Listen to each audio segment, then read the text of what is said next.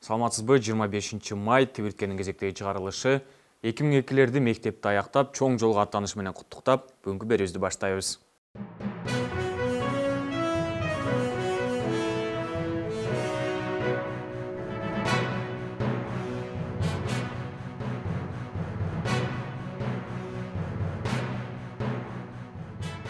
Жакында эле биздин прокурор Маяна аз экенин, аларга ата-энелери көмөк көрсөтөрү тууралуу айткан эле. Ушул жерде иштеген мен мына кесиптештерим ооганда 300 сомдон 200 сомдон айлык алып иштегендер болгон. Баарыбызга ата-энебиз жардам берет. 22 майда болсо Жети Өйгөз районунун прокурорунун орун басары 150 000 сом пара алып жаткан учурунда кармалды. Вот это поворот! Кармалган прокурор ата-энеси берген акчаны жоготуп алса керек. Такталган маалымат боюнча, прокурордун ага жардамчысы арыздануучунун уулуна карата козголгон кылмыш иши боюнча жеңилдетилген чечим чыгышы үчүн $2000 өлчөмүндө акча каражатын талап кылган. Бул деген боорукерлик да. Бирөөнүн баласынын жазасы жеңилдесин деп, ата-энесине жардам көрсөтүп жатат. Менин оюмча, мындай прокурорлор көп болушу керек. Бул прокурор тез арадан боштондукка чыгуусу зарыл. Жана мен суранычым, кыска убакытта аткарыларына ишеничим жогору. Бишкекте болсо бүгүндөн тарта автобус, троллейбус, маршруткалар жүрүп баштады. 2 ай дегенде жумушка чыккан маршрутканын айдоочусунун маанайы. 2 ай дегенде 216 маршруткага чыккан ак өргөлүк эженин маанайы. Ал эми жеңил унаанын айдоочулары менен таксисттердин маанайы. Кандай болгон күндө да Саламаттык сактоо министрлиги тарабынан сунушталган санитардык эрежелерди сактоого чакыруу менен берүүбүздү улантабыз.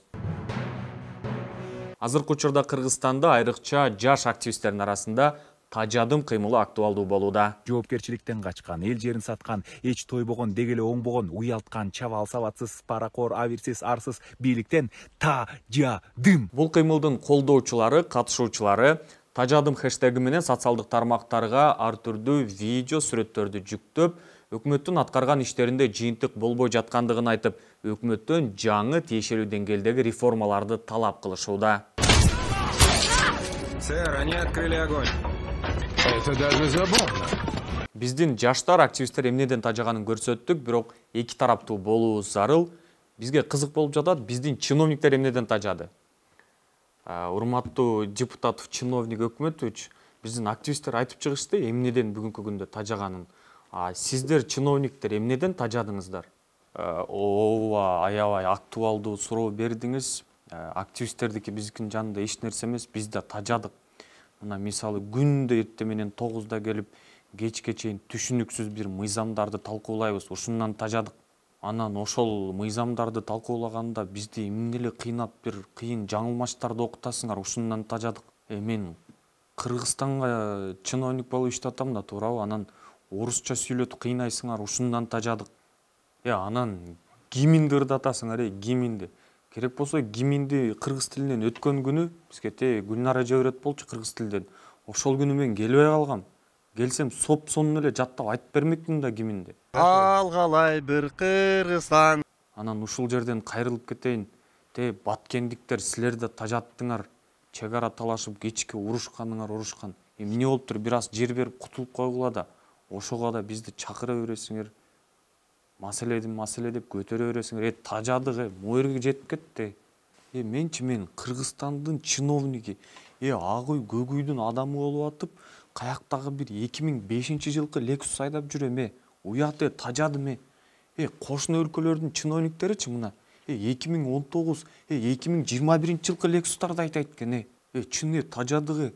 Бүт туугандарыңарды карап, клановый башкаруу кылдыңар дейсиңер. Мисалычы мен чиновник болуп туруп, бөлөмдүн кошунасынын баласынын кызычы 1,5 жыл мурда алып берген Мерсимди дагы эле айдап жүрөт.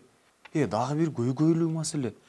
Кошуна өлкөнүн чиновниктеричи 5 этаждык особнякта жашайт экен. Кабаттан кабатка лифтте көтөрүлөт экен. Менин особнягым болгону 3 этаж болуп атпайбы, туурабы? Тажадым батпай атам, чын батпай атабыз. Мына мисалы азыр эл тажадым деп чыгыптыр. Эмнеден тажайт алар? Бюджетке түшкөн акчанын мисалы 60 эле пайызын өзүм алып калып, калганын баарын элге таратып атпаймынбы? Жок жерден аларга акча келип атпайбы? Эми 30%-ын туугандарыма таратып атам, конечно, но калган 10% элге берилип атпайбы? Ооба, чындыгында сиздерге да аябай кыйын экен, оңой эмес экен. Сиздин айткандарыңызды көргөндөн кийин эл да түшүнөт болуш керек. Туура түшүндүм, мисалы жеке менчи. Келип бергениңизге ыраазычылык билдиребиз. Рахмат. Рахмат. Дагы чакырууктар болуп турса, ушинтип чакырып тургула, келип туралы биз деле. Чын-чынына келгенде тамашасы жок айтканда кыргызстандыктар, айрыкча баткендиктер дагы эмнеден тажады? Бүткүл дүйнө Ороз айт майрамын майрамдап жатса, чек арада кайрадан атышуу болду. Өрүкзардын эли куру убададан тажады. Галстук тагып барып, бирок көрсөткөн жумушунда жыйынтык көрүнбөгөндөрдөн тажады. Жер бөлүмдөп барып, эл бөлгөндөрдөн тажады. Элинин көйгөйүн чечүүгө эрки жетпеген коркоктордон тажады. Элдин көйгөйүн айтып чыккандарды тезинен түрмөгө түртүүгө шашкандардан тажады. Чек аранын чечилишине түбүнөн каршы болгон кылмышкерлерден тажады. Элдин көйгөйүн чечүүгө жарышкан жетекчилер болгон заманга жеткирсин, амандыкта көрүшөлү.